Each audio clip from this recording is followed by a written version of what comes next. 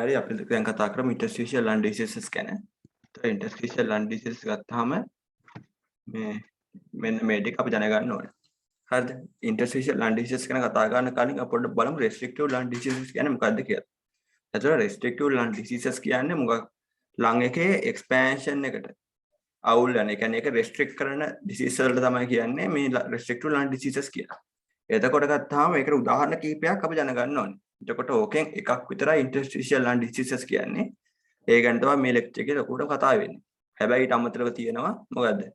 මොකද්ද අපේ respiratory cavity එකේ chest cavity එකේ තියෙනවා muscles. ඔන්න muscle paralysis වගේ දෙයක් වුණොත් එහෙම. polio ගිලන් බාරේ disease වගේ දේවල් වලදී ඒ වගේ muscle paralysis එකක් වෙන්න පුළුවන්. ඒ හින්දා මොකද වෙන්නේ? chest cavity එකට expand වෙන්න බැරුව restrictive lung disease එකක් වෙන්න පුළුවන්. ඊට අමතරව kyphosis වගේ වුණාම ආයෙ තව extreme obesity වගේ තත්ත්වවලදීත් ඔය වගේ මේ lung එකේ expansion එක impair වෙනවා. එතකොට ඒ හැමතැනම වෙන්නේ restrictive type lung disease එකක් තමයි. එතකොට අපි දැන් මෙතන කතා කරන්න යන්නේ interstitial lung diseases කියලා. ඒ restrictive type එකේ අපි කතා කරන්නේ මේ කියන්නේ lung එකේ parenchyma එක මගින් ඇති වෙන ලෙඩ හින්දා වෙන restrictive lung diseases ගැන තමයි කතා කරන්න යන්නේ. එතකොට interstitial lung disease ගැන කතා කරන්න කලින් පොඩ්ඩක් බලමු lung interstitium කියන්නේ මොකක්ද කියලා. එතකොට lung interstitium කියන්නේ මෙන්න මේ set එක. මේ capillary endothelium එක ඊට පස්සේ basement membrane එක ඊපස්සේ මොකද type 1 type 2 pneumocytes අන්නේ set එකම. කොටින් මෙන්න මේ රූප තියෙන මෙන්න මේ wall එක තියෙන්නේ. මේ wall එකේ තියෙනවා connective tissue තියෙනවා. ඊට අමතරව මේ capillary endothelium එක තියෙනවා, basement membrane එක තියෙනවා, ඊට අමතරව pneumocyte තියෙනවා, alveolus.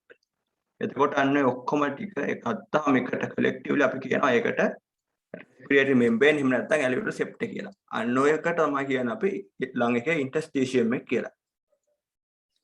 එතකොට ඔයගොල්ලෝ දැනගන්න ඕනේ මේක මොකද්ද? මේක ගොඩක්ම thin සහ මේක elastin කියන හින්දා මේකට ගොඩක් ඇදෙන්න පුළුවන්.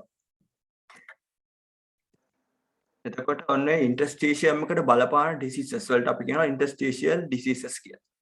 එතකොට ඒක ප්‍රධාන කොටස් දෙකකට බෙදෙනවා. එකක් තමයි infectious disease, අනිත් එක තමයි non infectious disease. එතකොට infectious disease ගත්තාම මේ ඒක බැක්ටීරියා සහ නියුමෝනියා විදිහට ප්‍රධාන කාණ්ඩ දෙකකට බෙදන්න පුළුවන් අපිට. මේ තියෙන්නේ මේ තියෙන. එතකොට ඒ දෙක ගත්තාම අපි මේකට පොදුවේ කියනවා atypical pneumonia කියලා. ඒ කියන්නේ ඒකේ ඇති වෙන නියුමෝනියා තත්ත්වයක්. ඒ කියන්නේ අපි මොකද lung එකේ ඉන්ෆෙක්ෂන් එකක් ගියාම අපි කියන නියුමෝනියා තත්ත්වයක් කියලා. හැබැයි අර සාමාන්‍ය නියුමෝනියා පැටර්න් එක නෙමෙයි මේගොල්ලෝගේ තියෙන්නේ. හින්දා අපි මේගොල්ලෝ කියන atypical pneumonia පැටර්න් එක තියෙනවා කියලා. එතකොට මෙන්න මේ ටික mycoplasma, chlamydia, legionella වගේ බැක්ටීරියා සහ SARS, MERS, COVID-19 වගේ වෛරස් ඔය විදිහට atypical pneumonia ඇති කරනවා. එතකොට මේගොල්ලෝගේ pathogenesis එක සහ මේ පැටර්න් එක සාමාන්‍ය typical pneumonia වලට වඩා වෙනස් වෙනවා. එතකොට interstitial diseases ඇති කරන non-infectious diseases තමයි ඔන්න මම දාලා තියෙන්නේ. industrial lung diseases එහෙම නැත්නම් pneumoconiosis තියෙනවා, sarcoidosis වගේ granulomatous diseases තියෙනවා. ඊට අමතරව collagen vascular diseases තියෙනවා. අපි ඒක ඉස්සරහට කතා කරමු මේ මොනවද කියලා. එතකොට මම මෙතන තව එකක් දෙයක් කියන්න ඕන. අපි interstitial diseases කියලා කතා කරද්දී අපි මේ ඔක definition එක දෙද්දී අපි කියනවා මොකද්ද non-infectious diseases කියලා. හැබැයි එහෙම කිව්වට මේ අපි මේක පටල ගන්න එපා. අපි මේ infectious disease කියන්නේ අපි හිතමු mycoplasma pneumonia හින්දා තියෙන මේ pneumonia එකත් අපි ගන්න interstitial disease එකක් කියලා තමයි. හැබැයි අර අපි interstitial disease කියලා ගන්න මේ definition එකේදී අපි කියනවා non-infectious causes which affect lung interstitium කියලා. ඒ වුණාට ඒක මේ පටල ගන්න එපා. එතකොට මේ අපි කොහොමද මේකේ clinical features වලට කියොත් එහෙම අපිට commonly වෙන clinical features තමයි මෙන්න මේ ටික. මොකද්ද? පළවෙනියෙන්ම ගත්තාම මේක මේ බොහොම ඒ කියන්නේ බොහොමයක් මේ ලෙඩ chronic disease වලින් ඇති වෙන්නේ. සමහර කොටස් යම් කිසි ප්‍රමාණයක් තියෙනවා අපි වෙන ඉස්සර කතා කරමු acute ඒවා තියෙනවා. හැබැයි අපි කියනවා ගොඩක් ඒවා common diseases with insidious onset. එතකොට මේක ගොඩක් මේ සෑහෙන කාලයක් ඇදලා යන ලෙඩක්. ඊට අමතරව ඒ හින්දා මොකද වෙන්නේ? මේකලෝගේ තියෙන progressive dyspnea සහ tachypnea කියන තත්ත්ව තමයි තියෙන්නේ. ඊට අමතරව අපිට වැදගත්ම දෙයක් තමයි අපිට wheezing pattern එක දකින්න බලන්න හම්බෙන්නේ නැහැ මේගොල්ලෝගේ. දැක ගන්න හම්බෙන්නේ නැහැ. හැබැයි අපිට ඇහෙනවා ඔය N respiratory trackers කියලා ඒ pattern එක.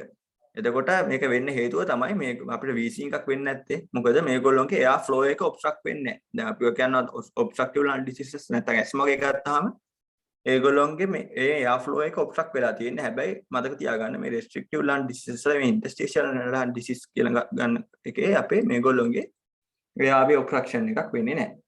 ඊට අමතරව මොකද වෙන්නේ? හැබැයි මේගොල්ලෝගේ මොකද ලං එකේ එක්ස්පෑන්ඩ් වෙන එක අඩු වෙනවා. ඒ හින්දා මොකද වෙන්නේ? මේගොල්ලෝගේ ඔක්සිජනේෂන් ප්‍රොසෙස් එක අඩු වෙනවා. ඒ හින්දා මේගොල්ලෝගේ ප්‍රෝග්‍රෙසිව් සයනොසිස් සහ ඒ හින්දා අන්තිමට රෙස්පිරේටරි ෆේලියර් එකක් වෙන්න පුළුවන්. එතකොට මේක අපි ඩයග්නොසිස් කරන්නේ මෙන්න මේ තුන තමයි ප්‍රධාන වශයෙන් ගන්න. අපි මොකද්ද කරන්නේ? අපි ලං ෆන්ක්ෂන් ටෙස්ට් කරනවා. එතකොට අපි ලං ෆන්ක්ෂන් ටෙස්ට් ඔබ්ස්ට්‍රක්ටිව් ලන් ඩිසීස් වල ලොකුවටම කතා කරා. එහෙනම් මම මෙතන මේ ලොකුවට කියන්නේ නැහැ. එතකොට මේ තියෙන්නේ අපේ මැද ප්‍රධාන වශයෙන් ගන්න මෙන්න මේ කියන FEB1 FEC රේෂියෝ එක normal හෝ high. දැන් අපි ගන්නවා අද මේ ඔබ්ස්ට්‍රක්ටිව් ලන් ඩිසීසස් වල මොකද්ද වෙන්නේ? මෙන්න මේ රේෂියෝ එක සාමාන්‍යයෙන් අඩුයි. හැබැයි මොකද වෙන්නේ මේගොල්ලෝගේ normal හෝ high වෙන්න පුළුවන්. ඒකට හේතුව තමයි මේගොල්ලෝගේ මොකද්ද සම්පූර්ණ වොලියුම් කැපැසිටි එකත් අඩු වෙනවා. ඒ එක්ස්පැන්ෂන් එක අඩු වෙන හින්දා. ඒ හින්දා මේගොල්ලෝගේ සාමාන්‍ය මේ රේෂියෝ එක normal හෝ high වෙන්න පුළුවන්. ඊට අමතරව මොකද්ද මේගොල්ලෝගේ ඔක්සිජනේෂන් ප්‍රොසෙස් එක මං කිව්ව අඩු වෙනවා කියලා. ඒ හින්දා මොකද වෙන්නේ අපි ඒක බලන්න ගන්නවා ඔන්න කියන කාබන් මොනොක්සයිඩ් ඩිෆියුසින් කැපැසිටි කියන ටෙස්ට් එක. ඒතර කාබන් මොනොක්සයිඩ් ඩිෆියුසින් කැපැසිටි කියන්නේ අපි මේගොල්ලෝට දෙනවා මේ කාබන් මොනොක්සයිඩ් ප්‍රමාණයක්. ඒක මේ දැන් සාමාන්‍ය ලීතල් amount animate non lethal amount එකක් දෙනවා. ඊට පස්සේ දීලා මොකද කරන්නේ? අපි බලනවා ඒගොල්ලෝගේ කොච්චර හොඳට ඒක ඩිෆියුස් වෙලා අතුලට යනවාද කියලා. ඒක බලන්න අපි මොකද්ද මේ ABC එකක් බලනවා RT blood gas analysis එකක් බලලා අපි බලනවා මේගොල්ලෝගේ කාබන් මොනොක්සයිඩ් කොච්චරක් තියෙනවද කියලා. එතකොට මොකද වෙන්න ඕනේ? හරිනම් මේගොල්ලෝ ඔක්සිජනේෂන් ප්‍රොසෙස් එක අඩු වෙලා නම් ඒ කියන්නේ මොකද වෙන්නේ මේගොල්ලෝගේ රෙස්පිරේටරි වායු හුවමාරුව කියන එක අඩු වෙලා නම් මොකද වෙන්නේ? කාබන් මොනොක්සයිඩ් ඩිෆියුසින් කැපැසිටි එක අඩු වෙලා තියෙන්න ඕනේ. ඒතර ඒක තේරෙනවනේ. ඒතකොට අපි ඒකෙන් අපිට බලන්න පුළුවන් මේගොල්ලෝගේ restrictive type lung disease එකක් තියෙනවද කියලා. එහෙම නැත්නම් interstitial lung disease එකක් තියෙනවද කියලා. ඊට අමතරව මේගොල්ලෝගේ රේඩියොලොජි කරාම මොකද වෙන්නේ? අපිට ටිපිකල් පැටර්න් එකක් තියෙනවා. මේගොල්ලෝම මතක තියාගන්න කන්සොලිඩේෂන්ස් එහෙම නැහැ. හැබැයි මොකද තියෙන්නේ? මේගොල්ලෝගේ අර එයාවේ එකේ මොකද වෙන්නේ? අන්තිමට ෆයිබ්‍රොසිස් එක වෙනවා. අපි ඉස්සර කතා කරනවා පැරජෙනිසිස් වල. ඒ ෆයිබ්‍රොසිස් එක හින්දා මොකද වෙන්නේ? මේගොල්ලෝගේ ලං ෂැඩෝස් ඇති වෙනවා. ඒ කියන්නේ අර අපි කලින් කියන නියුමෝනියා වගේ පැටර්න් එකක් නෙමෙයි. ඒ වගේ මොකද වෙන්නේ? මේගොල්ලෝගේ ඔබ්ස්ට්‍රක්ටිව් ලන් ඩිසීස් වල තියෙන පැටර්න් එකක් නෙමෙයි. මේගොල්ලෝගේ වෙන්නේ අර මේ ලං ෂැඩෝස් තමයි ඇති වෙන්නේ. මොකද අර එයා වේස් වල තියෙන මේ ෆයිබ්‍රේෂන් සහ ඒ වගේ දේවල් හින්දා. ඊට අමතරව අපි ඒකට ඒ ලයින් ෂැඩෝස් වලට අපි කියන අන්තිමට අපියරන්ස් එකට ග්‍රවුන්ඩ් ග්ලාස් ෂැඩෝස් කියලා. අන්නේ ටිපිකල් ග්‍රවුන්ඩ් ග්ලාස් ෂැඩෝ කියන අපියරන්ස් එක මතක තියාගන්න. ඒක තමයි ගොඩක්ම මේක ටිපිකල් රේඩියොලොජිකල් ෆයින්ඩින් එක. ඕක පොඩ්ඩක් වෙනස් වෙන තැන් ටිකක් තියෙනවා. අපි ඒක ඒ අදාළ තැන් වලදී කතා කරමු. එතකොට අන්තිමට වෙන්නේ මෙහෙම දෙයක්. මේගොල්ලෝ මොකද වෙන්නේ? මේ අද progressive fibrosis එකක් වෙනවා. ඒ හින්දා වෝල් එක තිකන් වෙනවා. ඒ හින්දා මොකද වෙන්නේ? alveoli collapse වෙලා collapse වෙච්ච alveoli fusion වෙනවා. දැන් මේ රුපි වල මොකටද පේනවා? සාමාන්‍ය ලං එක පැටර්න් එකට වඩා මේක ලොකු cavities තියෙනවා. ඒක වෙලා තියෙන්නේ මොකද්ද? අර fibrosis වෙච්ච alveoli එකට එක එකතු වෙලා ඒව මේ fusion එකක් වෙලා තියෙනවා. ඊට අමතරව මොකද ඔයගොල්ලෝ පේනවා මේකේ wall එක හරිම whitish සහ thick කවල බැලුමට පේනවා. සහ large spaces තියෙනවා. මෙන්න මේ අපියරන්ස් එකට අපි කියනවා මොකද්ද? honeycomb lung එක කියලා. එතකොට අපි මොකද්ද? අපි මොකද lung function test එකක් කරලා බැලුවොත් එහෙම අපිට හම්බ වෙනවා. ඒ වගේම අපිට මොකද්ද? carbon monoxide diffusion test එක කරලා බලන්න පුළුවන්. chest x-ray ඒ තුන තමයි ප්‍රධාන වශයෙන් භාවිතා කරන්නේ. එහෙම නැත්නම් අපි postmortem එක වගේ lung එක අරන් බැලුවොත් එහෙම අපිට ඒ postmortem එකේ lung එකේ honeycomb appearance එක බලා ගන්න පුළුවන්. එතකොට ඕකේදී end stage එක වෙන්නේ මොකද්ද? දැන් අපි මෙතන දැක්කා lung එක progressive fibrosis එකක් වෙනවා. මේ ground glass appearance එකත් progressive fibrosis එකකින්ද තමයි. මොකද අන්තිමට අන්තිමට වෙන්නේ pulmonary functions impair වෙනවා. ඇයි ඒ fibrosis එකක් වුණාම මෙතනින් එහාට respiratory gases සුවමාරුවක් වෙන්නේ නැහැනේ. ඒ fibrosis එකකින් අන්තිමට මොකද වෙන්නේ? pulmonary hypertension එකක් වෙලා pulmonary hypertension එකකින් මොකද වෙන්නේ? අනිත් පැත්තට right heart failure එකක් වෙනවා. ඒ හින්දා අපි ඒකට කියනවා co-pulmonary තත්ත්වයක් ඇති වෙනවා කියලා. ඕක තුන තමයි end stage එකේදී වෙන්නේ මේ restrictive lung diseases වලදී. එතකොට මේකේ etiology ගත්තාම, ඒ කියන්නේ හේතු ගත්තාම මම අපි කියනවා most commonly වෙන හේතුව කියන්නේ unknown etiology එකක් කියලා. ඒ කියන්නේ වෙන secondary අපි කියන මොකක් හරි වෙන diseases එකක් හින්දා ඇති වෙන case එකක් නෙමෙයි. මොකද්ද මේක unknown etiology නැත්නම් idiopathic disease තමයි මේක ගොඩක්ම common. ඊට අමතරව environmental hazards වෙන්න පුළුවන් සහ industrial diseases වගේ වෙන්න පුළුවන්. ඊට අමතරව cigarette smoking අන්න ඒ වගේ දේවල් හේතුවක් වෙන්න පුළුවන්. ඒක තමයි environmental and environmental hazards කියන එකෙන් මම අදහස් කරේ. ඊට පස්සේ collagen vascular diseases වෙන්න පුළුවන්. මම අර කිව්වේ මේක එක හේතුවක් collagen vascular diseases.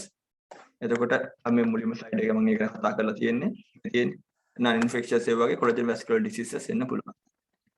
එතකොට ඒ තියෙන collagen vascular diseases තුන තමයි ප්‍රධාන වශයෙන් අපි කතා කරන systemic sclerosis. මේක බොහොම මේ වැඩි බහුලවම වෙන systemic sclerosis කියන එක.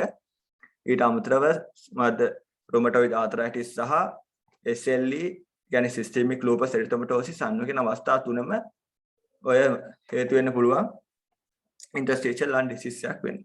ඊට අමතරව granulomatous inflammatory diseases ඔකට හේතුවක් වෙන්න පුළුවන්. ඒකට උදාහරණ තමයි sarcoidosis, ආයේ hypersensitivity pneumonitis, ආයේ granulomatous vasculitis අවස්ථාව විදිහට අපිට තියෙනවා Wegener's granulomatosis සහ Church-Strauss syndrome නැත්නම් Church-Strauss disease කියන අන්නේ දෙක. එතකොට මේ ටික මතක තියාගන්න මේ etiology එක most commonly වෙන්නේ idiopathic ඊට අමතරව environmental hazards සහ cigarette smoking වගේ දේවල් හේතු වෙන්න පුළුවන්. ඊට අමතරව collagen vascular disease එක යටතේ systemic sclerosis, rheumatoid arthritis, SLE, වාසේ granulomatous disease යටතේ sarcoidosis, hypertensive pneumonitis සහ Wegener's සහ Church-Strauss diseases ගන්න පුළුවන්.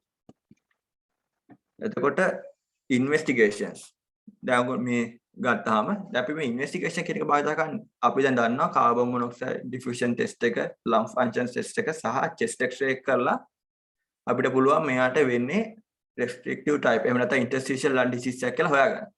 හැබැයි මොකද වෙන්නේ අපි ඒකේ ඒත් හරියටම හේතුව දැනගන්න ඕනේ. ඒක collagen vascular disease එකක් ඉඳ වෙච්ච එකක්ද එහෙම නැත්නම් granulomatous disease එකක් ඉඳ වෙච්ච එකක්ද එහෙම නැත්නම් environmental hazards ඉඳ වෙච්ච එකක්ද එහෙම නැත්නම් idiopathic case එකක්ද කියලා අපි දැනගන්න ඕනේ. මොකද මෙයාගේ අන්තිම කර මැනේජ්මන්ට් එකට ඒක ගොඩක් වැදගත් වෙනවා. ඒ කියන්නේ උදාහරණයක් විදිහට ගත්තාම අපි කියනවා hypersensitive pneumonitis වගේ කෙනෙක්ගේ ඇතිවෙච්ච interstitial disease එකක් කියලා ගත්තොත් එහෙම ඒ වගේ කෙනෙක්ගේ අපි කොච්චර බෙහෙත් කරත් හරියන්නේ නැහැ. එයාගේ පරිසරයෙන් අයින් කරේ නැත්තම්. ඒක දිගටම progressively අන්තිමට honeycomb lung එකක් වෙන එක. ඒ කියන්නේ respiratory failure එකක් වෙනකම්ම යන්න පුළුවන්. අපි යාවේ පරිසරයෙන් අයින් කරේ නැත්තම්.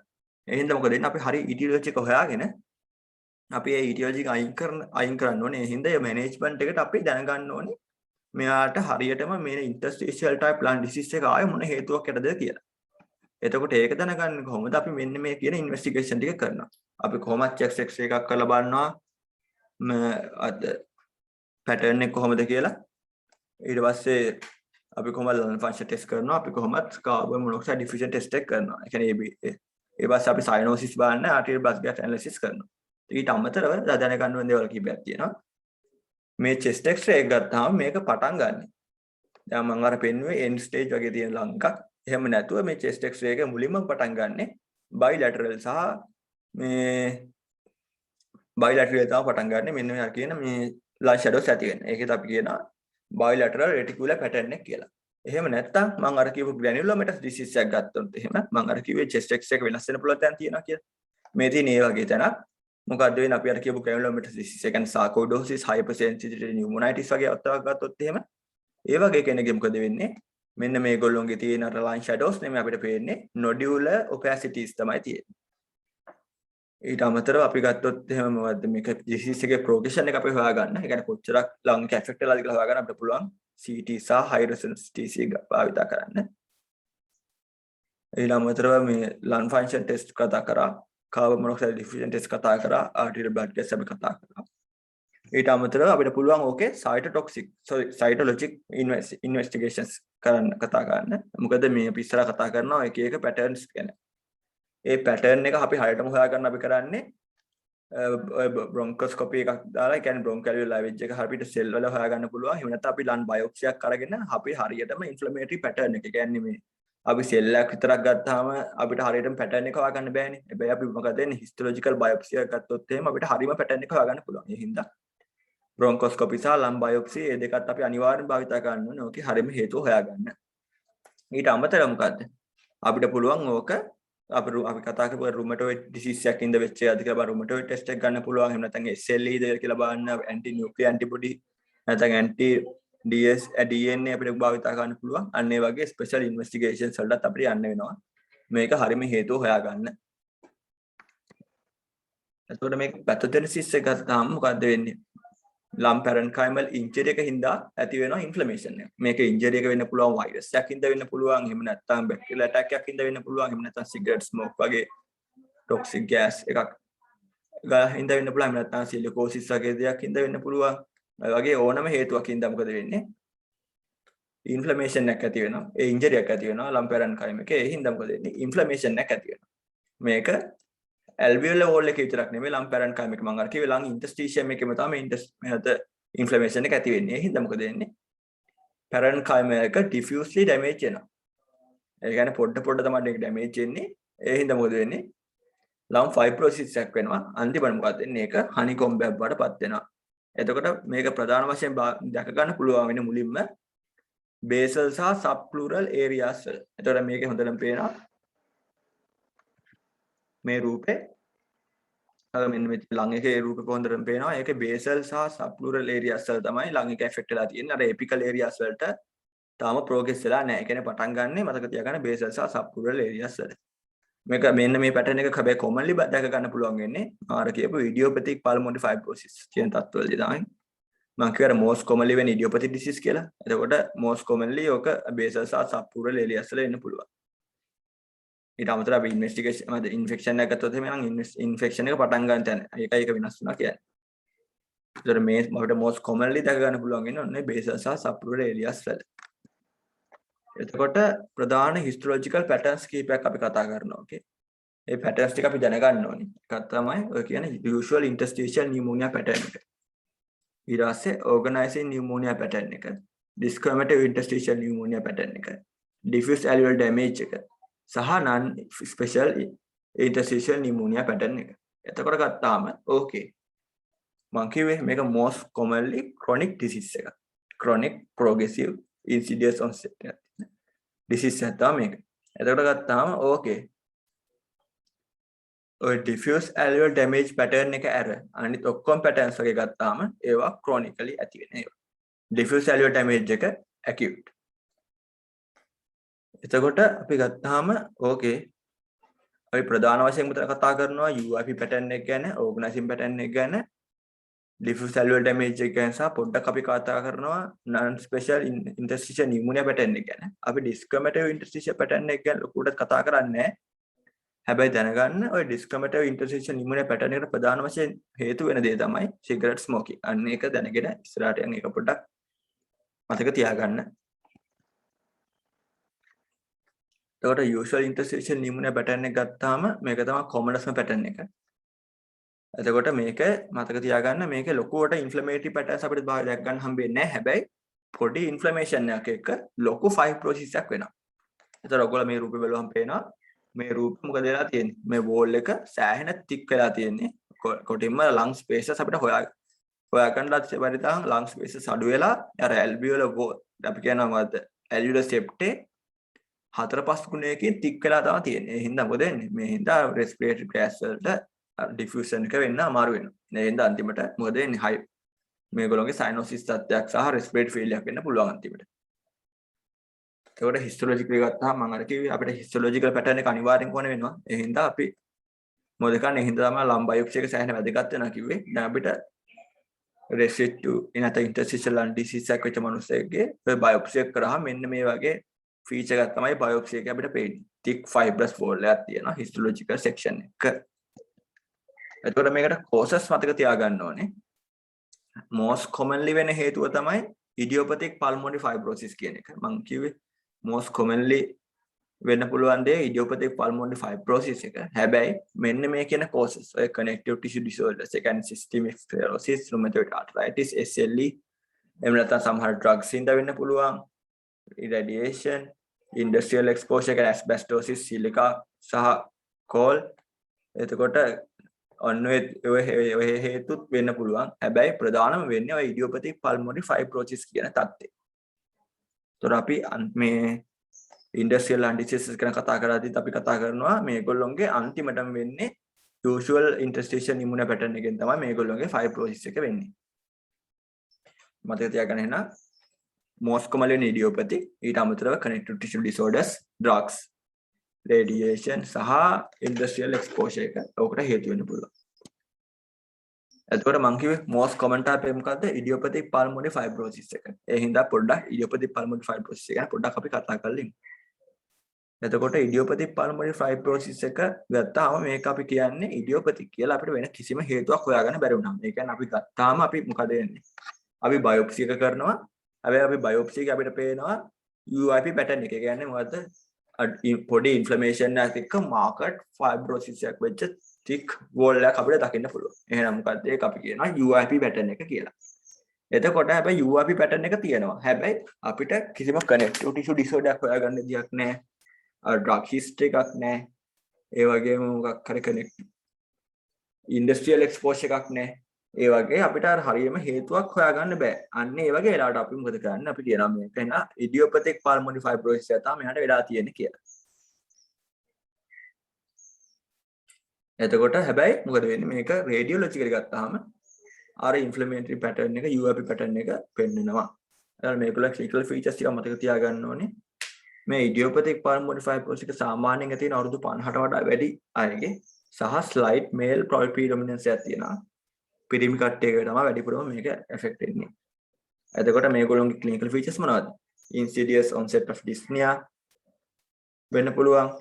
අපි respiratory function test එකක් කරොත් මේක අඩු වෙන්න පුළුවන්.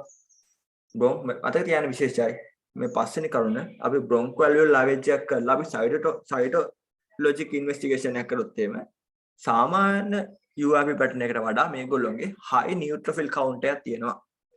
ඕක මතක තියාගන්න සෑහෙන වැදගත් තැනක්. ඕක අපිට idiopathic pulmonary fibrosis එක ඔන්න ඔය විදිහට හොයාගන්න පුළුවන්. අපි cytologic ඒ කියන්නේ bronchoalveolar lavage එක කරලා ඒක අරහා cytologic investigation එකක් කරොත් එimhe සාමාන්‍ය කෙනෙක්ට වඩා සාමාන්‍ය UIP pattern එකට වඩා වැඩිපුර අපි neutrophil දැක ගන්න පුළුවන් වෙනවා. එතකොට ගත්තා මේ තියෙන ඒකේ radiological pattern එක මම කියව විදිහ එකක් දැනගන්න ඕනේ කියලා. එතකොට radiological pattern එක දැනගත් අපිට කියන්නේ මේක සාමාන්‍ය විදිහට ගත්තා වෙන්නේ. ඒ කියන්නේ මොකද්ද? granulomatous නෙමෙයි. ඒ හින්දා මේක සාමාන්‍ය line shadows මයි තියෙන්නේ. ඒ කියන්නේ bilateral reticular pattern නැත්නම් ground glass appearance එක මේකලොම තියෙන්නේ. එතකොට අංකිය ප්‍රධාන වශයෙන් ඒගොල්ලන්ගේ peripheral තමයි මේක වෙන්නේ. සහ centrally ඒක central tissue ගොඩක් වෙලාවට spare වෙනවා. සහ basal සහ subpleural විදිහට තමයි මේක පටන් ගන්න. පස්සේ මුළු ලං එකම වෙනකන් diffusely යන්න පුළුවන්. ඔන්න ඒ ටික මතක තියාගන්න. bilateral reticular pattern එක නැත්නම් ground glass appearance එකයි peripheral involvement එකයි basal සහ subpleural විදිහට පටන් ගන්නවා කියන එකයි දැනගන්න ඕනේ. ඒතර peripheral involvement එක කියලා අදහස් ගන්න මොකද්ද? ඔය මේ අපි අන්තිමට අපි ලං එකේ tree එකේ අග කොටස් ටික alveoli alveolar septi respiratory bronchiole ඒ වගේ දේවල් තමයි affect වෙන්නේ. ඊට එහා මැද තියෙන ඒවා ටික central ඒවා ටික ගොඩක් කාලස් ස්පෙයා වෙනවා. එතකොට අපි දෙවෙනි එක කතා කරමු එහෙනම් මොකද්ද? organizing pneumonia pattern එක. organizing pneumonia pattern එක ගත්තාම ඒක අපි histologically වෙනස් කරදී මුලින්ම දැනගන්න ඕනේ. අපි කතා කරා UIP pattern එක මොකක්ද තියෙන්නේ? පොඩි inflammation එකත් එක්ක marked fibrosis එකක් වෙලා තියෙනවා කියලා. මේගොල්ලෝගේ මෙහෙමයි වෙන්නේ.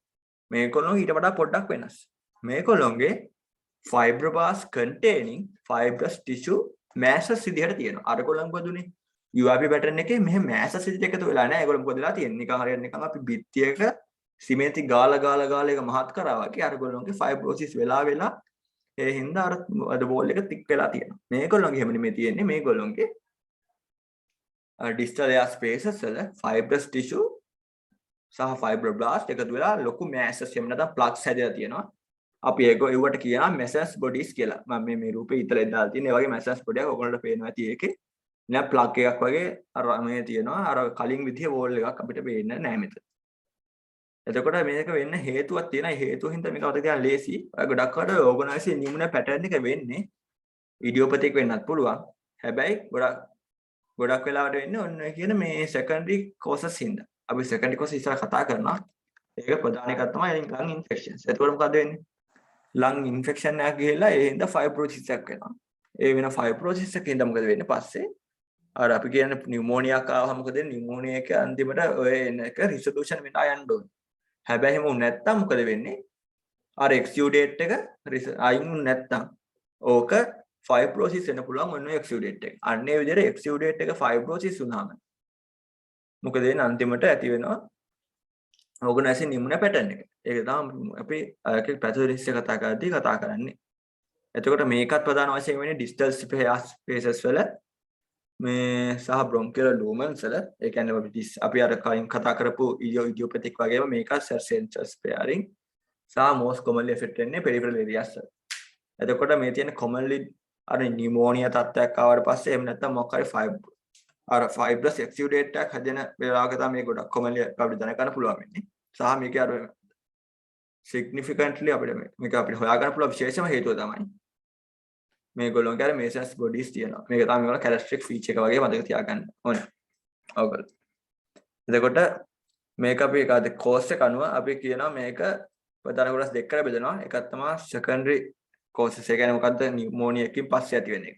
ඒ වගේ. තත්ත්වයක් එහෙම නැත්නම් idiopathic වෙන්න පුළුවන්. අපි idiopathic කියන නමක් කියනවා cryptogenic organizing pneumonia pattern එක කියලා. එතන මේ තියෙන්නේ secondary causes ටික මේක පොඩ්ඩක් මතක තියාගන්න වෙනවා. එතකොට ඒකේ මතක තියාගන්න infections ප්‍රධාන වශයෙන් bacterial pneumonia තත්ත්ව. ඊට අමතරව virus සිඳත් මේක වෙන්න පුළුවන්. ඒක අපි ඉස්සරට තව පාරක් කතා කරනවා. අපි covid ගැන පොඩ්ඩක් කතා කරන හින්දා එතන පොඩ්ඩක් කතා වෙනවා.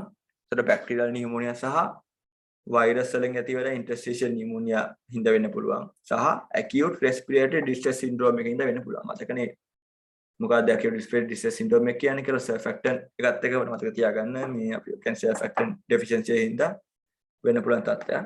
ආයේ aspiration pneumonia වගේ තත්ත්වයක් හින්දා වෙන්න පුළුවන්. අපි දන්නවා aspiration pneumonia කියන එක pneumonia lecture එක කතා කරන aspiration pneumonia කියන එක ගැන සමහර drugs හින්දා වෙන්න පුළුවන්.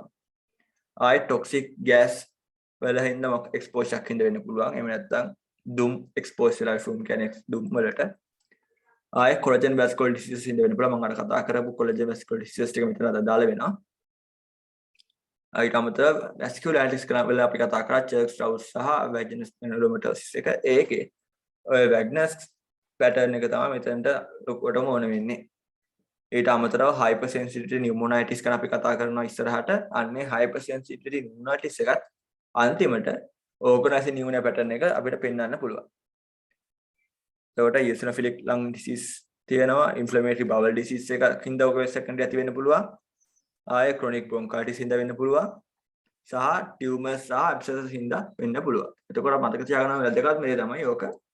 අපි bacterial pneumonia සහ viral pneumonia වලදී acute respiratory distress syndrome, organizing pneumonia pattern එක, ආයේ vascular disease, vasculitis සහ collagen vascular diseases.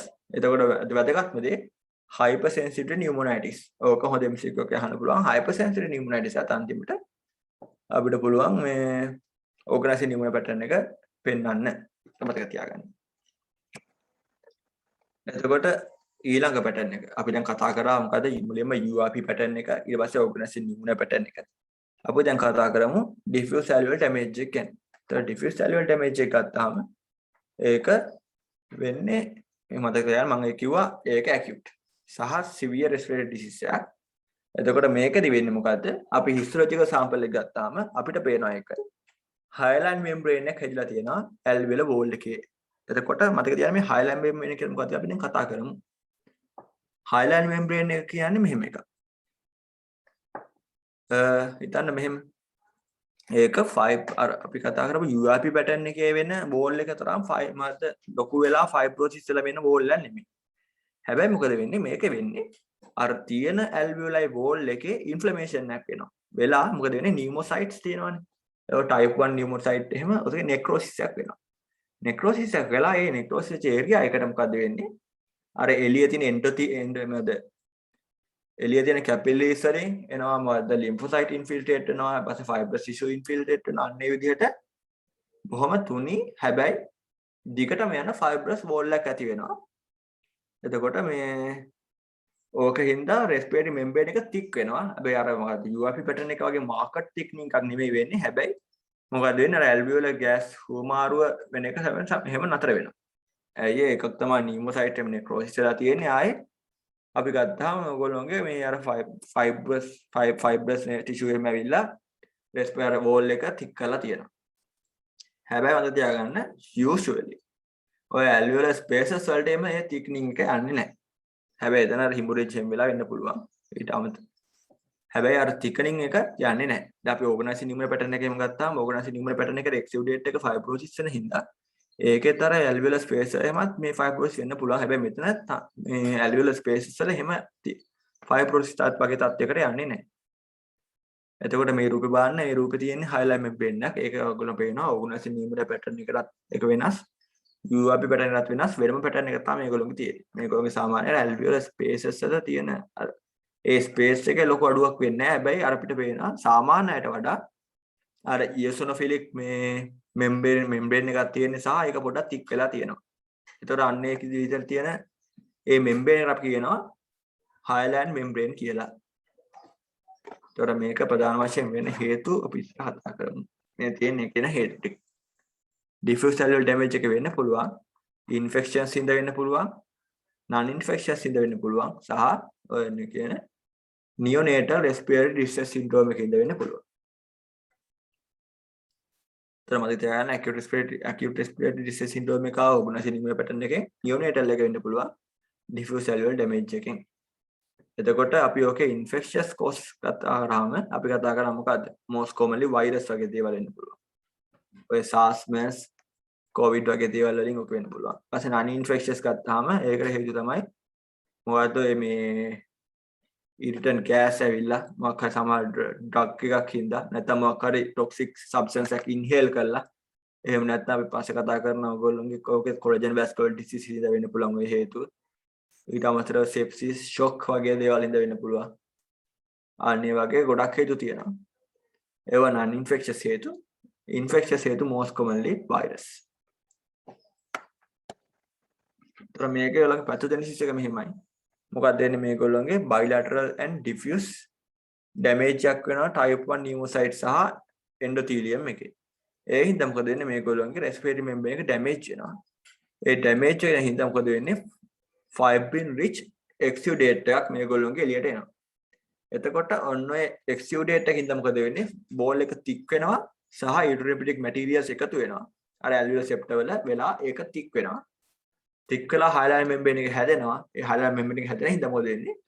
ඒගොල්ලෝගේ respiratory gases diffusion කියන එක impair වෙනවා. ඒ හින්දා අන්තිමට මොකද්ද බාධාපත් වෙන්නේ? ඒගොල්ලෝගේ lung failure දක්වා වැඩි වෙන්න පුළුවන්. ඒගොල්ලෝගේ ඒ හින්දා. ඒතර අපි causes පොඩ්ඩක් කතා කරමු. මේ තියෙන්නේ මේගොල්ලෝගේ idiopathic වෙන්න පුළුවන් හේතුව. idiopathic වුණොත් එහෙනම් අපි ඒකට කියනවා acute interstitial pneumonia තත්ත්වයක් කියලා. එතකොට මොකද හේතුව? ඒක acute හින්දා. ඊට අමතරව ඔයගොල්ලෝගේ infections වෙන්න පුළුවන්. infections ගත්තාම මේක most commonly virus. ඊට අමතරව මොකක් හරි inhale කරලා නැත්නම් මොකක් හරි ingest කරලා වෙන්න පුළුවන්. නැත්නම් collagen vascular disease එකක් හින්දා වෙන්න පුළුවන්. uremia, sepsis, shock, trauma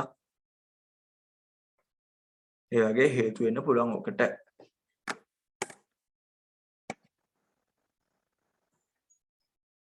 එතකොට අපි අන්තිම pattern එක ගත්තාම අපි කතා කරනවා non specific interstitial pneumonia pattern එක ගැන. එතකොට ඒක ගැන දරගන්න ඕන දේ තමයි මේක තමයි second most common type එක. එතකොට අපි most common type එක මොකද කතා කරේ URP pattern එක. ඊට අමතරව second most common එක තමයි මතක තියාගන්න ඕනේ non specific interstitial pneumonia pattern එක. අපි ලොකුට කතා කරන්නේ නැති වුණාට ඒක තමයි second most common type එක. එතකොට මේක වෙන හේතු තමයි connective tissue disorders අර organic dust සහ other hazards inhale වෙලා එහෙම නැත්නම් acute lung injury එකකින් පස්සේ වෙන්න පුළුවන්. ඒතර මතක තියාගන්න connective tissue disorders අපි හැමතැනටම වගේ ඕන වුණා non specific interstitial pneumonia වලට diffuse cellular damage එකට ඊට පස්සේ URP pattern එකට ඒ වගේ හැමතැනටම වගේ ඕන වුණා. මේ හින්දා එක මතක තියාගන්න. එතකොට ඔය අපි කතා කරනවා ඊළඟට ඔය තියෙන අපි ඔම්ලි කතා කරේ අර බේසික් අර මේ histological types ටික. ඊට අමතරව අපි කතා කරන්න ඕනේ granulomatous lung response එක ගැන. ඒ කියන්නේ lung අපි කර කිව්ව x-ray change එක මම අර කිව්වේ x-ray change එකේ මොකද වෙන්නේ අපිට මේ reticular pattern එක හම්බෙන්නත් පුළුවන්. එහෙම නැත්නම් අර මේ granulomatous lung disease type එකකින්ද වෙන එක අපිට හම්බෙන්නත් පුළුවන්. එතකොට අපි යන්නේ කියන්නේ ග්‍රැනුලෝමීටර් ස්ලන්ට් රෙස්පොන්ස් එක ගැන දැන් කතා කරන්න යන්නේ. එතකොට ඒක ගත්තාම අපි ඒක කිය දෙන නම තමයි ඔය ග්‍රැනුලෝමීටර් ඩිසීස් හේතු කීපයක් ඉඳ වෙන්න පුළුවන්. එකක් තමයි ඒටි තමයි ඔය දාලා තියෙන්නේ. එතකොට මේ අපි කලින් කතා කරා ග්‍රැනුලෝමීටර් ඩිසීස් වෙන්න පුළුවන් හේතු මොකද්ද මේ අපි කිව්වා සාකෝයිඩෝසිස් වගේ දේවල් හින්දා වෙන්න පුළුවන් කියලා. ඊට අමතරව හයිපර් සෙන්සිටිව් නියුමොනයිටිස් කියලා වෙන්න පුළුවන් කියලා අපි කතා කරා.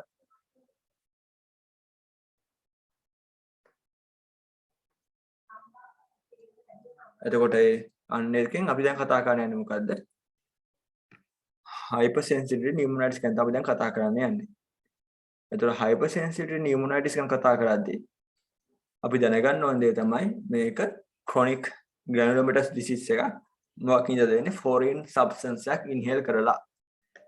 එතකොට ඇස්මා වගේමයි මේකත් වෙන්නේ ෆොරින් සබ්ස්ටන්ස් එකක් ඉන්හෙල් කරාම. හැබැයි ඇස්මා වගේ ඇකියුට් නෙමෙයි මේක වෙන්නේ ක්‍රොනික් ග්‍රැනුලෝමීටර් ඩිසීස් එකක් වෙන්නේ. එතකොට මෙතන වෙන මේ හයිපර් සෙන්සිටිව් රියැක්ෂන් එක ගත්තාම type 3 හෝ type 4 වෙන්න පුළුවන්. ඒ උදාහරණ විදිහට අපිට ගන්න පුළුවන් farmers lung, pigeon fanciers lung සහ maple bark strippers lung එක. ඒ ඔය ටික මතක තියාගන්න. ඔය මේ හයිපර් සෙන්සිටිව් type එක මතක තියාගන්න.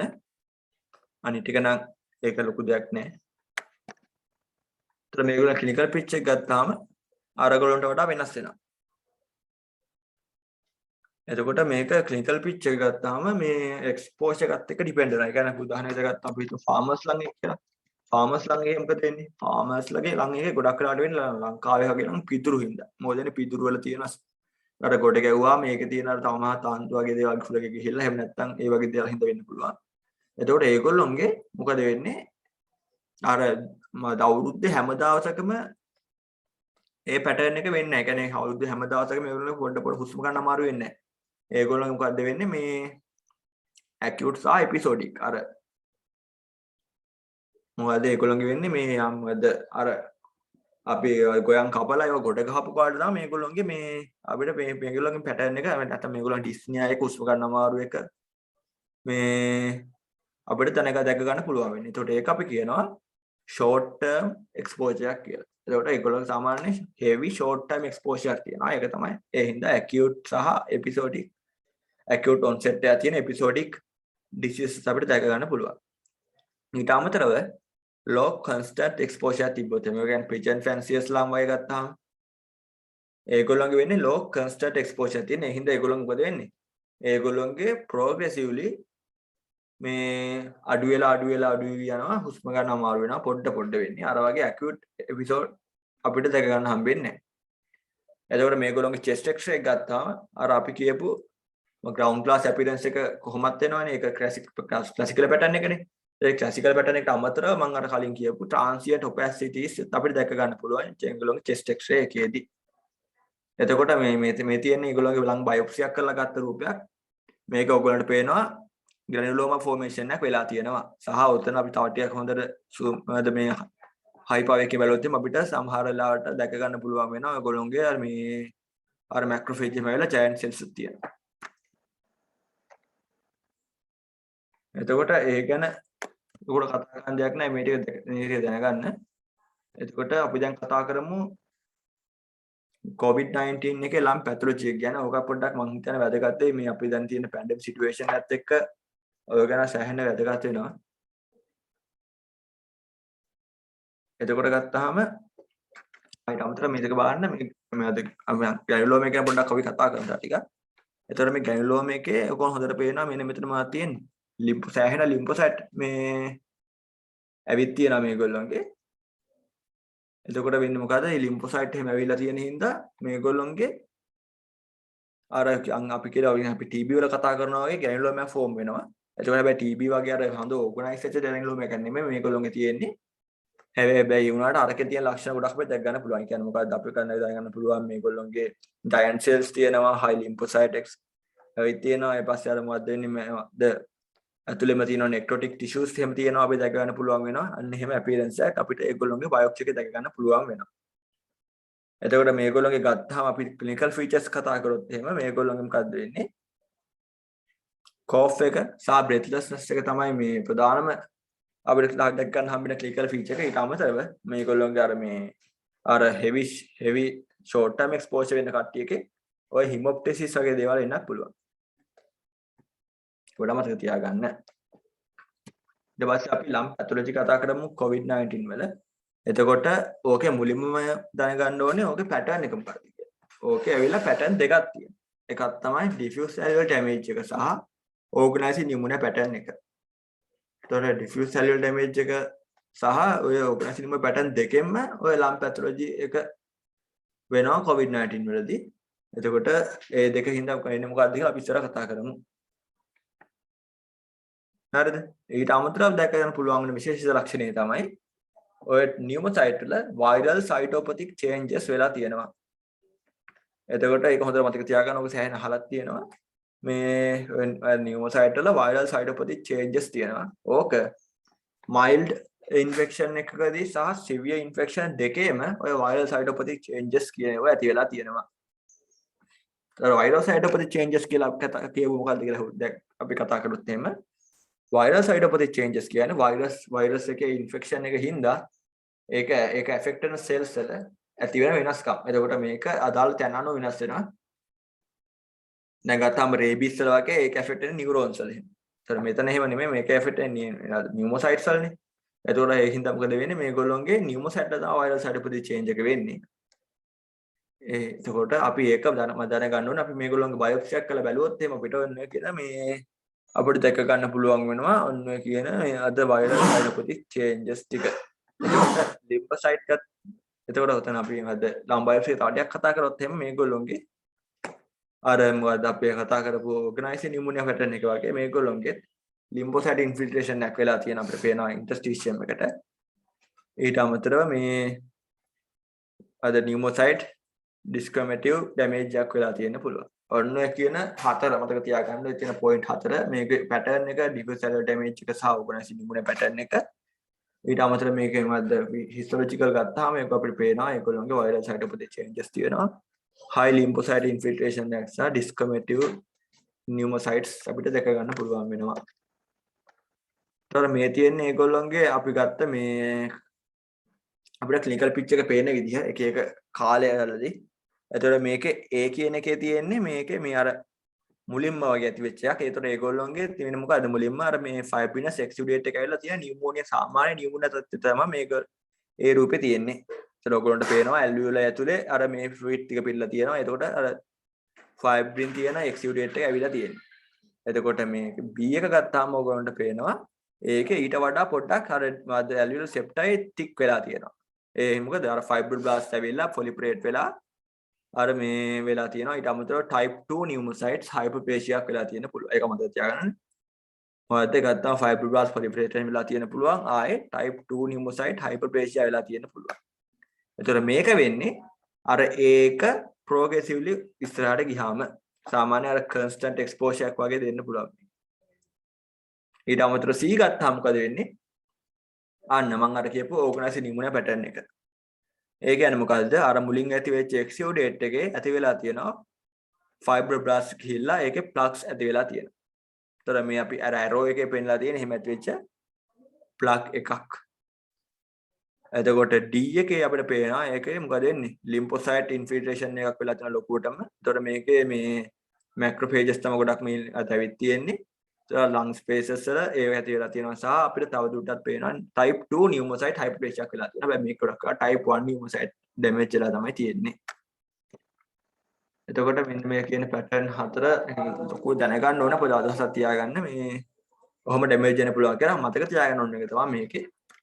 ඒක ගත්තාම diffuse cellular damage එක සහ organized pneumonia pattern එක කියන pattern දෙක තමයි ප්‍රධාන වශයෙන් වෙන්නේ. එතකොට මේක ගත්තාම සමහර කට්ටියගේ diffuse cellular damage එක වෙන්න පුළුවන් සමහර කට්ටියගේ organized pneumonia pattern එක වෙන්න පුළුවන්.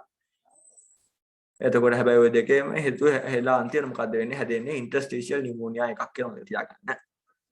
ඒතර අපි මුලින්ම diffuse cellular damage එක ගත්තාම ඒගොල්ලෝගේ lung biopsy එකක් කරොත් අපිට පේනවා hyaline membrane එකක් හැදිලා තියෙනවා. සහ high interstitial inflammation තියෙනවා. ඊට අමතරව vascular damage වෙලා තියෙන්න පුළුවන්, thrombus වෙලා තියෙන්න පුළුවන්, hemorrhagic infarction එකක් වෙලා තියෙන්න පුළුවන්. ඔන්න කියන changes අපිට දැක ගන්න පුළුවන් වෙනවා diffuse cellular damage එකේදී. හරිද? hyaline membrane formation වෙලා තියෙන්න පුළුවන්, high interstitial inflammation එකක් වෙලා තියෙන්න පුළුවන්.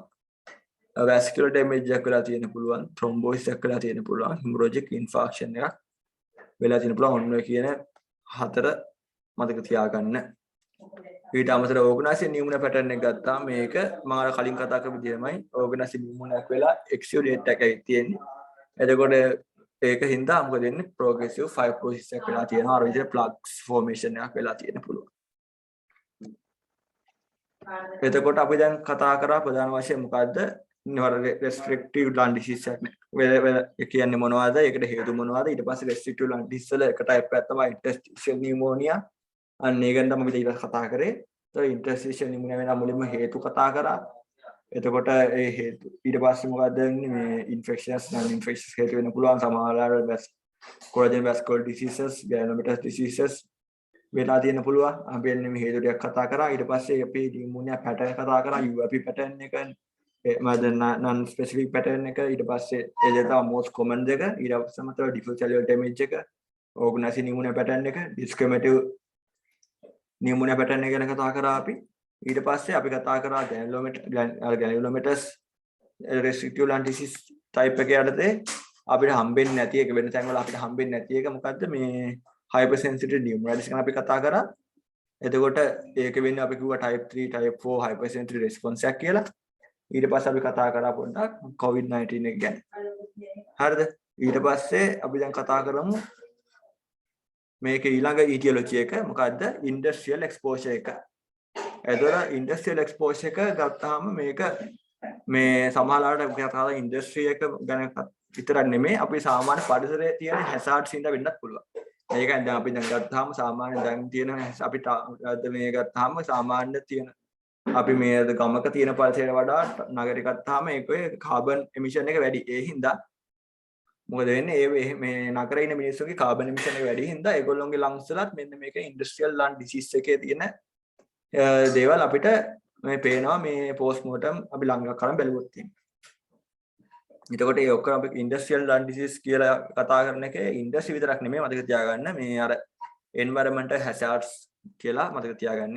ඒ කියන්නේ අර මේ අපි මැද මේ ඉන්ඩස්ට්‍රි විතරක් නෙමෙයි සමහරවිට මේ අදාළ පරිසරයේ තියෙන ඉරිටේෂන් හින්දාත් වෙන්න පුළුවන්. ඊට පස්සේ මේ ෆැක්ටර්ස් ගත්තාම නියුමෝනියා වලට හේතු වෙන ෆැක්ටර්ස් කීපයක් ඔය දැනගන්න ඕනේ. ඒ කියන්නේ මේ කියන්නේ අර හැසාඩ්ස් වල එක්ස්පෝෂර් එක අනුව. එතකොට අපි උදාහරණයක් විදිහට මම කතා කරොත් අපි ගමු මුලින්ම මොනවද සිලිකෝසිස් කතා කරමු. එතකොට සිලිකෝසිස් වෙන හේතුව තමයි සිලිකා ඩස්ට් එක. එතකොට ඔන්න ඕකේ කොච්චර ලොකු මේ ඉන්ඩස්ට්‍රියල් ලන් ඩිසීස් එකක්. ඒ කියන්නේ නියුමෝකෝනියෝසිස් එකක් වෙනවද කියන එක අපිට ඩිපෙන්ඩ් වෙනවා අපි කොච්චර කාලයක් එක්ස්පෝස් වෙනවද කියන එකට. ඒ කියන්නේ කොච්චර කාලයක් එක්ස්පෝස් වෙනවද කියන්නේ අපි වැඩිපුර කාලයක් එක්ස්පෝස් වුණොත් එහෙනම් අපි මොකද වෙන්නේ ගොඩක් ඩස්ට් එකක් ගන්නවා. එතකොට ඒක පළවෙනි හේතුව. ඊට පස්සේ ආය හේතු වෙනවා මේගොල්ලෝගේ සයිස් එක සහ ෂේප් එක. එතකොට මොකද කියන්නේ සිලිකා ලොකු සාමාන්‍යයෙන් ලොකු සයිස් එවුවා නම් ඉන්නේ ඒක අපිට අයින් කරන්න අමාරුයි. සහයේ ෂේප් එක මත. ඕක අපි ඉස්සර කතා කරන්න මේ ඕක හොඳටම පේන දෙයක් වෙනත් තමයි අපි ඇස්බෙස්ටොසිස් කතා කරනවා. ඒක තියෙනවා ක්‍රිසොටයිල් සහ ඇම්බිබෝල් කියලා අපියරන්ස් දෙකක්. මම ඇස්බෙස්ටොස් වල අන්නේ දෙකේ මේ අද ෂේප් එක සහ සයිස් එක හින්දා වෙන ඩිසීස් එකේ සිවිරිටි එක වෙනස් වෙනවා. ඊට අමතරව ඔය කියන එකේ සොලියබිලිටි එක අතර රඳාපවතිනවා. සොලියබිලිටි ගත්තාම මොකද වෙන්නේ? ඕක සොලියබිලිටි වැඩි නම් වෙන හානිය සාමාන්‍යයෙන් අඩුයි. හැබැයි සොලියබිලිටි වැඩි නම් අඩු නම් මොකද වෙන්නේ? ඒක රැඳිලා තියෙනවා. එතකොට ඒක අයින් කරන්න බැරි වෙනවා. එතකොට ඒකෙන් වෙන මේ ඩිසීස් එක පොඩ්ඩක් සිවියර්. අන්න ඒ හේතු තුන මතක තියාගන්න. ඔක මේ ඕක මතක තියාගත්තාම අපිට මේ අර ඩිසීස් එකේ ප්‍රොග්‍රෙෂන් එක ගැන අදහසක් ගන්න පුළුවන්. මොකද්ද? ඕකේ මේ එක්ස්පෝෂන් amount එක, size සහ particle size එක සහ shape එක සහ ඒ වගේ solubility එක. ඒවා තමයි මේකේ factors විදිහට ක්‍රියා කරන්නේ. එතකොට අපි ප්‍රධාන වශයෙන් industrial lung diseases තුනක් කතා කරනවා. එකක් තමයි coal workers pneumonia, ඊට silicosis, asbestosis. ඒතර මුලින්ම කතා කරමු මේකේ coal workers pneumonia තත්ත්වය. ඒතර ගත්තාම ඕකේ stages තුනක් තියෙනවා. එකක් තමයි මොකද්ද? ඕකේ මූලික එක anthracosis. ඊට පස්සේ දෙවෙනි එක තමයි simple cold workers pneumonia. ඊළඟ එක තමයි complicated cold workers pneumonia. ඒතර ඇන්ත්‍රකොසිස් එක ගත්තාම ඒක මේ අපි කියනවා මෙන්න මේ විදිහට තමයි ලං එක පේන්නේ. ඒතර ඔයගොල්ලන්ට පේනවා මේකේ ලොකුවට අර මේ ලං ටිෂු පැරන්කයිම් එක හනිකොම්බින් එකක් වෙලා තියෙනවාද? ලොකු හනිකොම්බින් වගේ තත්යකට ගිහින් නැහැ මේගොල්ලෝ. මේක සාමාන්‍ය මොකද ලං පැරන්කයිම් එකේ නිකන් මේ කාබන් තැම්පත් වෙලා වගේ තමයි තියෙන්නේ. ඒතර ගත්තාම මේක කිසිම මේ අර මේ අපි ඇන්ත්‍රකොසිස් කියන තත්ත්වය ගත්තාම මේක අපි කියනවා සාමාන්‍ය හෙල්ති මිනිස්සෙකෙත් වෙන්න පුළුවන් කියලා. ඒ කියන්නේ දැන් සාමාන්‍ය අපි නගරේ ඉන්න කෙනෙක් ගත්තාම මේගොල්ලෝගේ මේ අර ලොකු මේ ඉන්ටර්ස්ටිස් ඒ කියන්නේ ඒගොල්ලෝගේ ඩිස්නියා වෙලාවත් එහෙම රෙස්පිරේටරි ඩිෆිකල්ටි එකක්වත් නැතුව තිබිලා මිනිස්සයාගේ ඒ වගේ මිනිස්සෙකෙත් මේ ලං එක්ක කොහොම තියෙන්න පුළුවන්. ඒ කියන්නේ මොකද්ද? අපි සාමාන්‍ය ජීවිතයේදී එන කාබන් අංශු අපි කොහොමත් කාබන් වලට මේ නිරාවරණය වෙනවා. ඒතකොට ඒ ටික කොහොමත් අපි ඇවිල්ලා මැක්‍රොෆේජ් අපේ ලං එකට එනවා ඉන්හෙලේෂන් එකත් එක්ක. ඒතකොට ඉන්හෙලේෂන් එකත් එක්ක එන මේ කාබන් ටික මැක්‍රොෆේජ් වලින් එන්ගල්ෆ් කරනවා. එන්ගල්ෆ් කරලා ඒවා මැක්‍රොෆේජ් එකට බිඳහෙලන්න බෑ හැබැයි ඒවා ඇකියුමුලේට් කරන් තියන් ඉන්නවා. එතකොට හැබැයි මෙතන මොකද වෙන්නේ අපි ගන්න මම අර මුලින් කියපු ෆැක්ටර්ස් තුන. මොකද්ද? කොච්චරක් එක්ස්පෝස් වෙනවද? එක්ස්පෝස් වෙන එකේ සයිස් එක සහ ෂේප් එක ඊට අමතරව සොලියුබිලිටි එක. එතකොට මේක ගත්තාම මොකද වෙන්නේ? මේකේ ප්‍රමාණය ගත්තාම අර එක්ස්පෝෂර් එක එනම සෑහෙන පොඩි එක්ස්පෝෂර් එකක් තමයි තියෙන්නේ. ඒ හින්දා මේගොල්ලෝ මොකද වෙන්නේ? සෙලුලර් රියැක්ෂන්ස් වෙන්නේ නැහැ. සාමාන්‍ය අර එන ටික මොනවද මැක්‍රොෆේජ් වල ඇකියුමුලේට් වෙන එක තමයි වෙන්නේ. දැන් ඔයගොල්ලෝ මේක බලුවොත් මේ තියෙන මේ අර මේකේ යටම තියෙන රූපේ පේනවා. ඒක අර මැක්‍රොෆේජ් ටික මේ මොකද කරන්නේ? ඒක මැක්‍රොෆේජ් අරගෙන තියනවා මේ අර මොකද්ද? කාබන් අංශු ටික අරන් වෙලා ඒක එයා එහෙම එන්ගල්ෆ් කරන් එක තියන් ඉන්න අපි ඒකට කියනවා කාබන් ලේඩන් මැක්‍රොෆේජස් කියලා. එතකොට මේ දෙවනි ස්ටේජ් එක තමයි simple cold workers pneumoconiosis කියන එක. එතකොට simple cold workers pneumoconiosis කියන්නේ ඒගොල්ලෝගේ mild inflammation තත්ත්වයක් තියෙනවා. ඒ කියන්නේ මොකද වෙන්නේ? ඒගොල්ලෝගේ අර මේ amount එක ගත්තාම ඇන්ත්‍රකොසිස් වෙන අයට වඩා වැඩි. එතකොට ඒ හින්දා මොකද වෙන්නේ? මේගොල්ලෝගේ සාමාන්‍ය අයට වඩා පොඩ්ඩක් ලොකු මේ කාබන් ප්‍රමාණයක් එනවා. ඒ හින්දා මොකද වෙන්නේ? මේගොල්ලෝගේ ඒ ටිකත් අර මේ මැක්‍රොෆේජ් අර එන්ගල්ෆ් කරන හැබැයි මොකද වෙන්නේ? ඒගොල්ලෝගේ අර මේ ප්‍රමාණය වැඩි හින්දා ඒගොල්ලෝගේ පොඩි ඉන්ෆ්ලමේෂන් එකක් ඇති කරනවා මේ මැක්‍රොෆේජ් ඉතින් අර කිමිකල් මීඩියේටර්ස් දාලා. ඒ හින්දා මොකද වෙන්නේ? පොඩි ෆයිබ්‍රෝසිස් ලොකු ෆයිබ්‍රෝස් තිකන් ඩිෆියස් ෆයිබ්‍රෝසිස් නැතුව අර පොඩි ෆයිබ්‍රස් පැචස් ඇති වෙන්න පුළුවන් මේගොල්ලෝ. ඒතර ඒකත් අර ලොකු ඩ්‍රැමැටික් මේ ඩිසීස් එකක් වෙන්නේ නැහැ. එතකොට මේගොල්ලෝගේ ලොකුම ඩිසීස් එක වෙන්නේ ඔන්න ඔය කියන complicated cold workers pneumoconiosis එකේදී. මේකදී වෙන්නේ මොකද්ද? සෑහෙන ලොකු එක්ස්පෝෂර් එකකට මේගොල්ලෝ මුහුණ දෙනවා. ඒ හින්දා මොකද වෙන්නේ? අර මේ ඩිෆියුස් ලම් ෆයිබ්‍රෝසිස් එකක් වෙලා අර හනිකොම්බින් එකක් වෙන්න පුළුවන්. එහෙනම් මේකට අපියරන්ස් එක කියනවා මේක URP පැටර්න් එක කියලා. අන්නේ URP පැටර්න් එක හින්දා මොකද වෙන්නේ? ඒක ලම් ෆන්ක්ෂන් fully impair වෙනවා සහ මේකේ severe inflammation එකක් තියෙනවා. ඒතර ඔන්න එකන ස්ටේජස් තුන මතක තියාගන්න. Anthracosis, simple cold workers pneumoconiosis සහ complicated cold workers pneumoconiosis. එතකොට මේගොල්ලොන්ගේ ගත්තාම මේ exposure cold dust exposure එක අපි කියනවා අර මේ තියෙන anthracosis, simple cold workers pneumoconiosis සහ complicated cold workers pneumoconiosis කියන්නේ ඒ කාබන් අංශු හින්දා විශේෂයෙන් ඇති වෙන තත්ත්ව. ඊට අමතරව ඔය කාබන් ඩස්ට් එක හින්දා මෙන්න මේ කියන TB සහ COPD තියෙනවා නම් ඒගොල්ලොන්ගේ අන්න ඒක symptoms worse කරනවා මේගොල්ලෝ. ඒ කියන්නේ හිතන්න මේ තියෙන්නේ anthracosis, simple cold workers pneumoconiosis, complicated cold workers pneumoconiosis කියන්නේ සාමාන්‍ය healthy parenchyma එක අර කාබන් හිත ඩැමේජ් කරන. එහෙනම් අපි මෙහෙම හිතමු කෙනෙක් ඉන්නවා එයාගේ COPD තියෙනවා.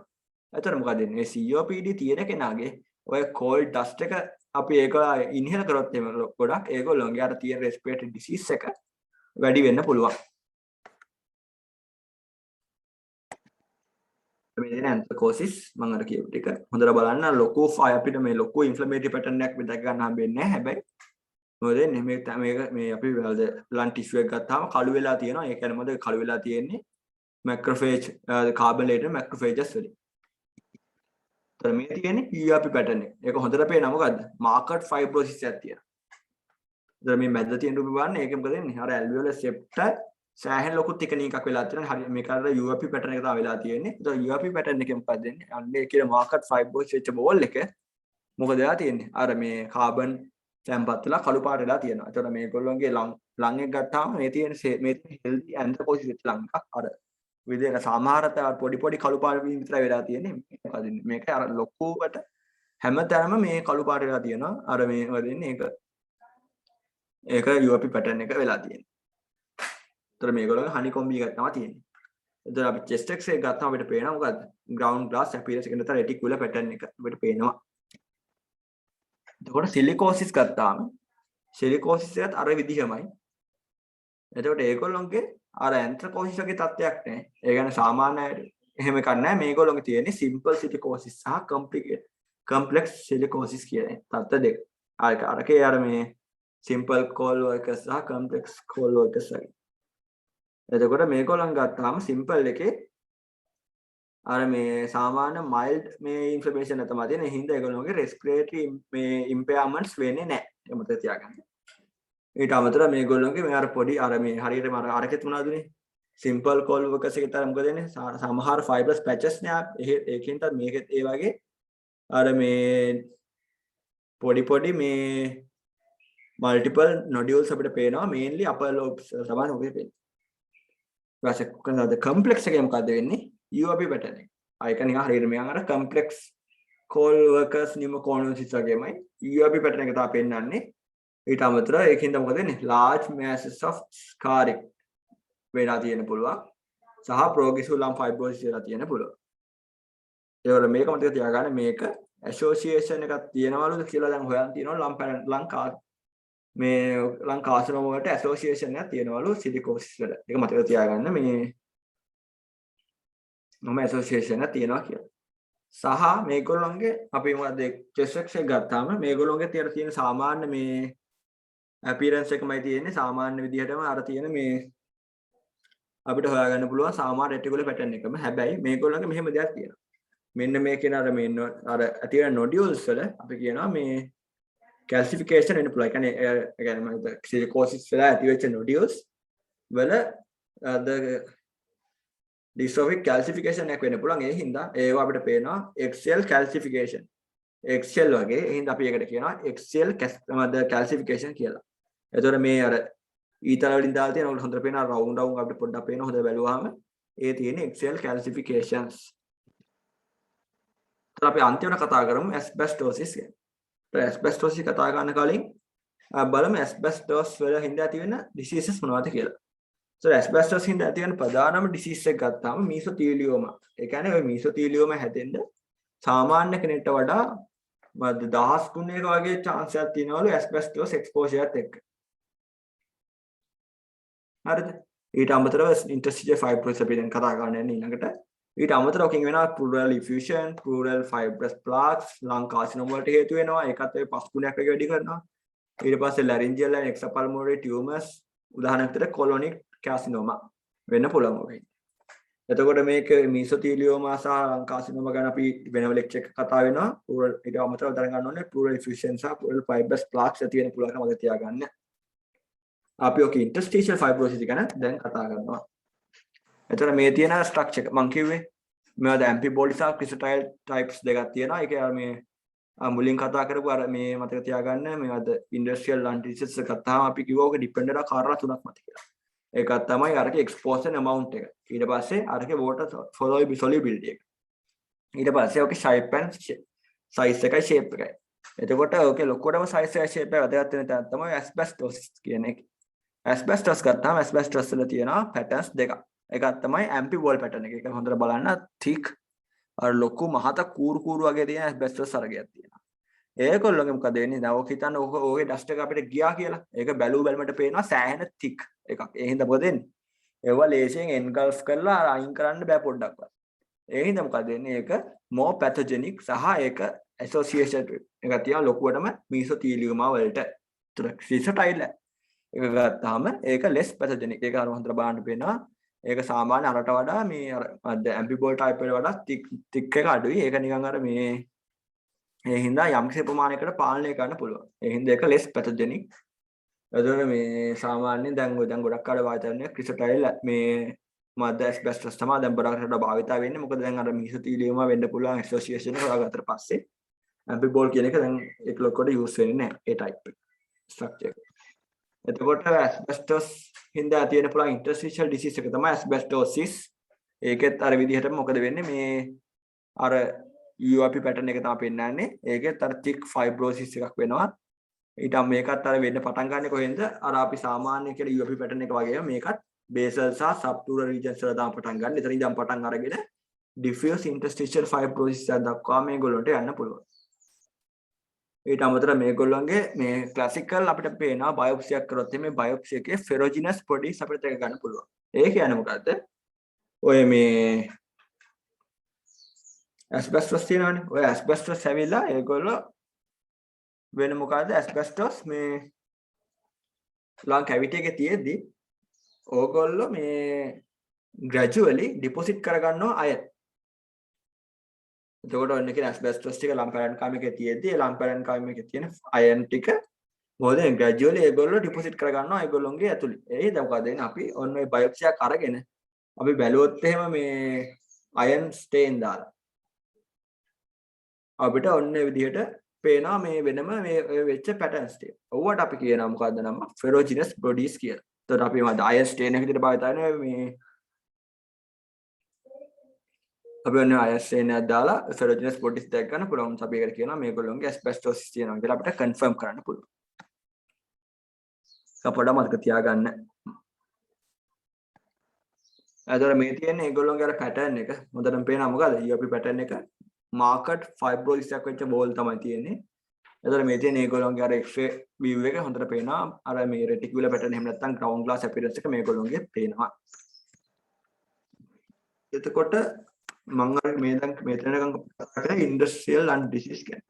එතකොට ඔන්න industrial lung disease එක කතා කරන තව එකක් තමයි Kaplan syndrome කියන එක. ඒතකොට Kaplan syndrome කියන්නේ මෙහෙම එකක්. ඒ කියන්නේ rheumatoid arthritis තියෙන කෙනෙක්ට ඔන්න ඔය කියන සිලිකා වලට එහෙම නැත්නම් ඇස්බෙස්ටොස් වලට එහෙම නැත්නම් කෝල් වලට නිරාවරණය වුණොත් එහෙම මොකද වෙන්නේ?